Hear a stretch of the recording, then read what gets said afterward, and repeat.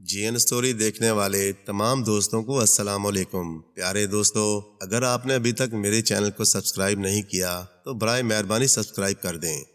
ایک دفعہ کا ذکر ہے، کہیں ایک غریب آدمی رہا کرتا تھا۔ اس کے ہاں بیٹا پیدا ہوا جس کے ماتھے پر ستارے کا نشان تھا۔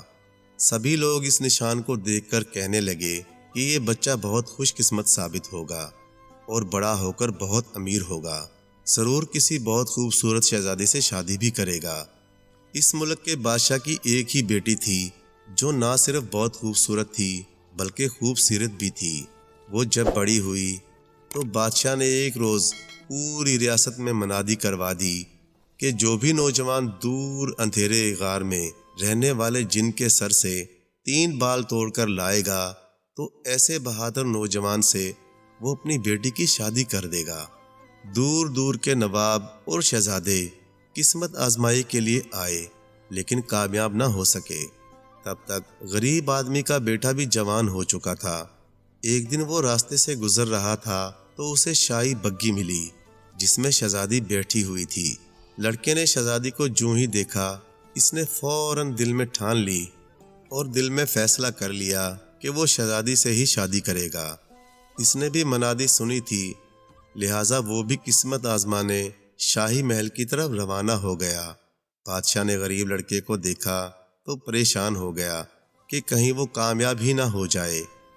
وہ اسے مہم پر جانے سے روک تو نہ سکا لیکن دل میں اس کی خواہش تھی کہ وہ کامیاب نہ ہو سکے۔ ادھر غریب لڑکا اندھیرے غار کی طرف روانہ ہو گیا۔ راستے میں پڑنے والے شہر کے جب وہ نزدیک پہنچا تو شہر کے ارد گرد قلعے کی فصیل پر سے محافظوں نے اسے روکا اور اسے پوچھنے لگے کہ وہ شکل سے بہت سمجھدار لگتا ہے، بتائے کہ شہر کے درمیان میں لگا ہوا فوارہ سوکھ گیا ہے اور اس میں سے پانی اچھل نہیں رہا۔ اگر وہ اس سوال کا جواب دے گا تو وہ اسے بہت سا سونا انعام میں دیں گے۔ لڑکے نے محافظوں سے وعدہ کیا کہ وہ ان کے سوال کا جواب سفر کی واپسی پر ضرور دے گا۔ وہ وہاں سے روانہ ہوا اور اگلے شہر پہنچا۔ وہاں کے محافظوں نے بھی اس سے ایک سوال پوچھا، بھائی ہمیں بتاؤ، ہمارے شہر میں ایک درخت ہے جس پر سونے کے سیب اگتے تھے جبکہ اب ایک پتا بھی نہیں اگتا۔ اگر تم نے ہمیں اس سوال کا جواب دے دیا تو ہم تمہیں بہت سی چاندی دیں گے۔ لڑکے نے سوال کا جواب دینے کے لیے سفر سے واپسی کا وقت مانگ لیا اور اپنے سفر پر آگے روانہ ہو گیا۔ چلتے چلتے وہ ایک بہت ہی بڑی جھیل کے کنارے پر پہنچا۔ آگے کے سفر کے لیے جھیل کو عبور کرنا ضروری تھا۔ ایک کشتی والے نے اسے جھیل کے پار لگانے کی حامی بھری لیکن ساتھ ہی اس نے بھی لڑکے سے ایک سوال کا جواب پوچھ لیا۔ وہ پوچھنے لگا، بھیا مجھے بتاؤ، میں کب تک اس کشتی پر لوگوں کو جھیل کے آر پار لے جاتا رہوں گا؟ آخر مجھے کب آزادی ملے گی؟ اگر تم مجھے اس سوال کا جواب بتا دو گے تو میں تمہیں بہت سا انعام دوں گا۔ لڑکے نے اس سے بھی کہا کہ وہ واپسی پر آپ کے سوال کا جواب ضرور بتائے گا۔ جب اس نے جھیل عبور کر لی تو تھوڑا فاصلہ طے کرنے کے بعد وہ اندھیرے غار تک پہنچ گیا۔ وہ اندھیرا غار بہت ہی بھیانک لگ رہا تھا لیکن بہادر لڑکے نے ہمت نہیں ہاری اور غار کی طرف آگے بڑھا۔ اندھیرے غار کے منہ پر اسے ایک بڑھیا ملی جو ایک کرسی پر بیٹھی آگے پیچھے جھول رہی تھی۔ اس نے پوچھا، لڑکے تمہیں کس کی تلاش ہے؟ لڑکے نے بتایا کہ وہ جن کے سر سے 3 سنہری بال توڑنے آیا ہے۔ بڑھیا نے اس سے کہا، یہ بہت مشکل کام ہے لیکن میں نے تمہارے ماتھے پر ستارے کا نشان دیکھ لیا ہے۔ میں جن کی دادی ہوں اور میں تمہاری مدد کروں گی۔ لڑکا جلدی سے بولا، دادی مجھے یہ بھی معلوم کرنا ہے کہ شہر کا فوارہ کیوں سوکھ گیا ہے اور دوسرے شہر کے درخت پر سونے کے سیب کیوں نہیں لگتے اور کیوں کشتی والا آزاد نہیں ہو سکتا؟ دادی بولی، یہ بہت مشکل سوالات ہیں لیکن جن جب غار میں آئے گا تو تم بھی غور سے سننا جو وہ کہے گا۔ یہ کہہ کر دادی نے جلدی سے اسے ایک چیوٹی کی شکل میں تبدیل کر دیا اور اپنی قمیض کی آستین میں چھپا لیا۔ رات ہوئی تو جن غار میں واپس آیا وہ غار میں داخل ہوتے ہی بولا، مجھے کسی انسان کی بو آ رہی ہے دادی۔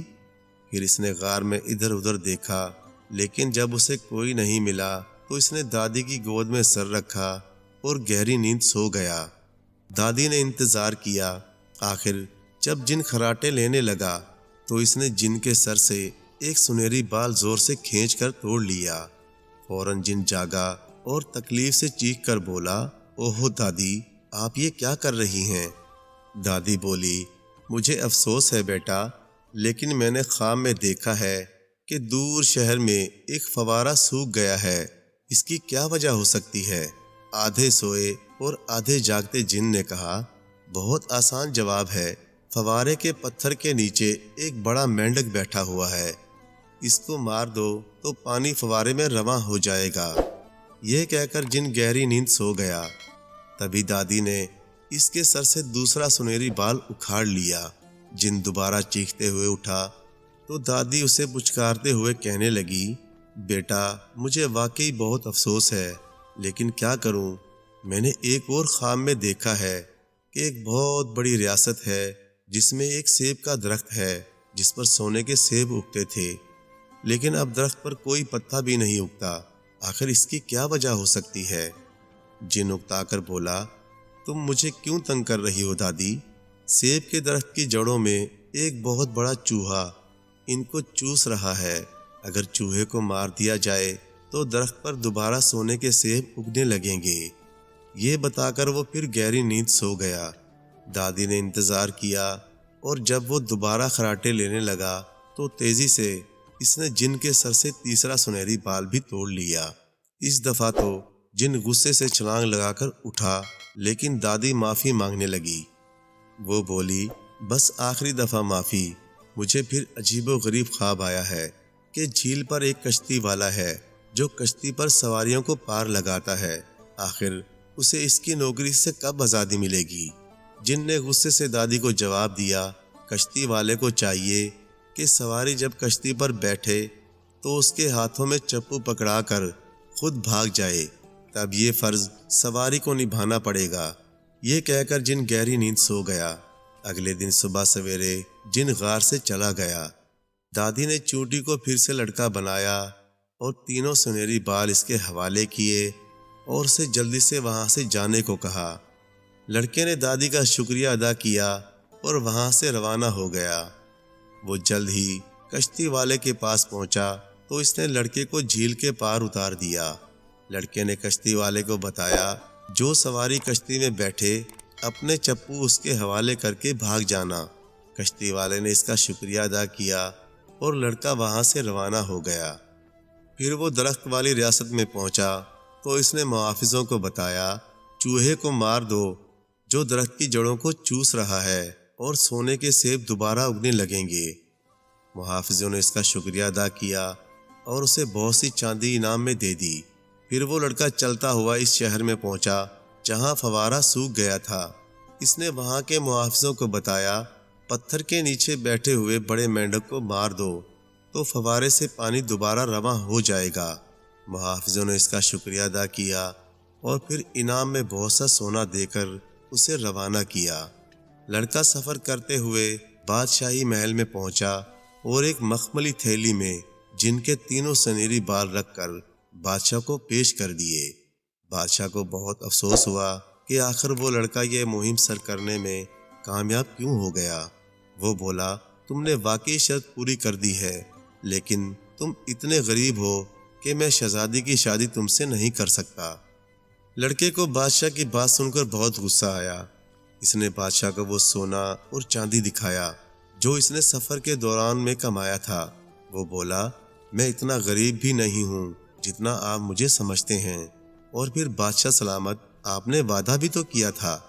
جب لالچی بادشاہ نے اتنا سونا اور چاندی دیکھا تو وہ سب کچھ بھول کر لڑکے سے پوچھنے لگا، آخر یہ اسے کہاں سے ملا اور کیسے ملا؟ لڑکا جلدی سے بولا، بادشاہ سلامت، جھیل کے کنارے پر آپ کشتی والے سے کہو گے تو وہ آپ کو دریا کے پار لے جائے گا اور جھیل کے پار آپ کو سونے اور چاندی کے پہاڑ نظر آ جائیں گے۔ بادشاہ سے مزید انتظار نہ ہوا۔